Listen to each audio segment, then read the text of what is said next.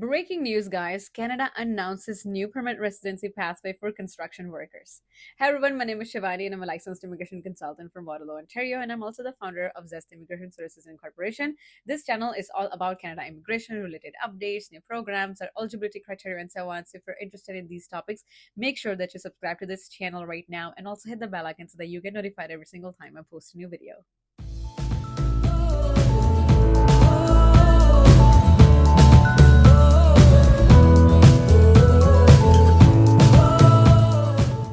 So, the Canadian government has introduced major immigration changes aimed at strengthening Canada's construction industry. These changes include new permanent residence opportunities for undocumented construction workers and easing study permit requirements for skilled trades apprenticeships. These updates were announced by Mark Miller, the Minister of IRCC, during a press conference in Woodbridge, Ontario on March 7, 2025. Let's take a look at some key announcements and changes. Number one, permanent residence pathway for undocumented construction workers. One of the most significant changes is the reservation of immigration spaces for up to 6,000 undocumented construction workers who are currently residing and working in Canada. This measure aims to provide a pathway to permanent residence for workers who have been contributing to the Canadian economy but lack legal status due to gaps in immigration policies or employer related issues.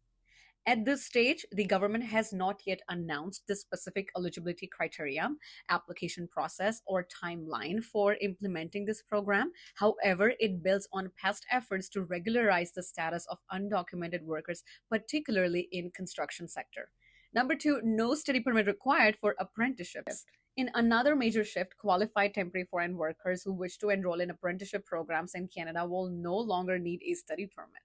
This change is effective immediately as of March 7, 2025, and aims to remove administrative barriers that previously prevented skilled workers from gaining additional training while working in Canada.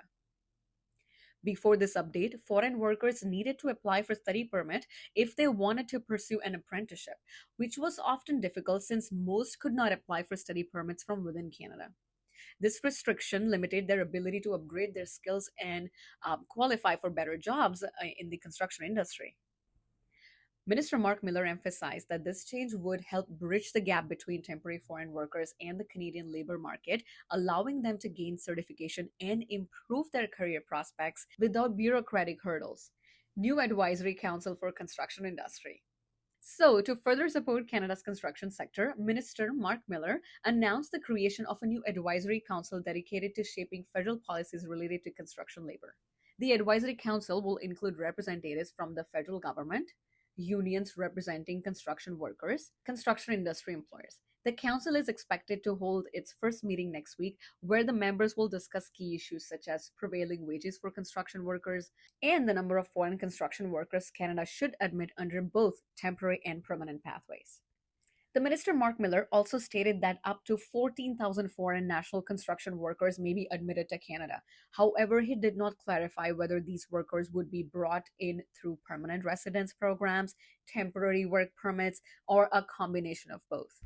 Now let's see why these changes. Well, Canada's construction industry is facing severe labor shortages, which have been exacerbated by the country's ongoing housing crisis. Number one, housing shortages and labor gaps.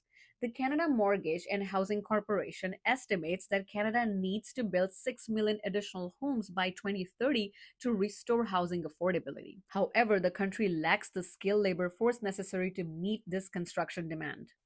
Number two, heavy reliance on immigrant workers. Statistics Canada reports that 23% of all general contractors and residential builders in Canada's residential construction sector are immigrants. Minister Miller acknowledged that Canada is not producing enough skilled tradespeople domestically. He stated, as hard as we try, we cannot train them, means the skilled trades or construction workers here in Canada. Number three, insufficient immigration pathways for construction workers. Mark Miller highlighted that existing immigration programs have not been welcoming enough for skilled construction workers, leading to persistent labor shortages. As a result, the government is now prioritizing immigration pathways specifically tailored to the construction sector to address the urgent need. Now let's look at the recent changes to express entry for skilled trade workers. On February 27, 2025, IRCC introduced major changes to the express entry system to make it easier for construction workers and skilled tradespeople to obtain permanent residence. Number one, new express entry priority category for trades. IRCC designated skilled trades occupations as a priority category, meaning that more invitations to apply for permanent residence will be issued to workers in the construction industry. Number two, 19 new occupations added to express entry. To further expand opportunities for construction workers, IRCC added 19 new occupations to the skilled trades category in the express entry. These include construction managers, construction estimators, bricklayers, roofers and sprinklers, floor covering installers, painters and decorators, except interior decorators, and a full list of occupations included in the express entry skilled trades category. So visit the IRCC website for that. Now let's look at previous immigration measures for out-of-status construction workers. The new regularization pathway for undocumented construction workers builds on previous efforts by IRCC to support this group. Number one, 2020 temporary public policy for GTA construction workers. So in January 2020, IRCC introduced a temporary public policy allowing out-of-status construction workers in the GTA to apply for permanent residence. This policy was extended multiple times before finally expiring on December 31st, 2024. It was introduced to address systematic labor shortages in the construction industry and to recognize the valuable contributions of undocumented workers. Number two, success of the 2020 to 2024 regularization program. As of November 2024, approximately 1,365 undocumented construction workers and their families received permanent residence through this pathway.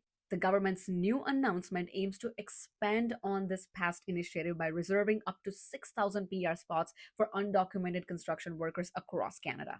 Now let's look at impact of Canada's 2025 to 2027 immigration levels plan on construction workers. Housing and labor shortages have played a major role in shaping Canada's latest immigration policies. Number one, immigration reductions to address housing concerns. In November 2024, the government reduced immigration levels plan for both permanent residents and temporary residents due to concerns about housing supply. Minister Mark Miller speculated that reducing the number of temporary residents would free up to 670,000 housing units across Canada.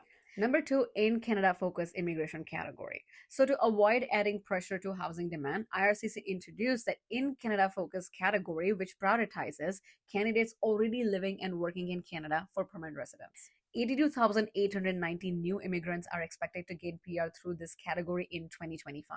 So guys, there you have it. This is a developing story and we will continue to update as more details emerge. So subscribe to this channel if you haven't done it already. And if you need any immigration related help or assistance, feel free to contact us at www.zeste.ca. And also make sure to subscribe to this channel and hit the bell icon so that you always stay updated with the latest updates. All the very best guys for your future. And yes, feel free to contact us at any time. The link is in the description box for you to contact us, book a consultation with me, and I'll be more than happy to assist you. See you guys next time in the next video. Until then, take care.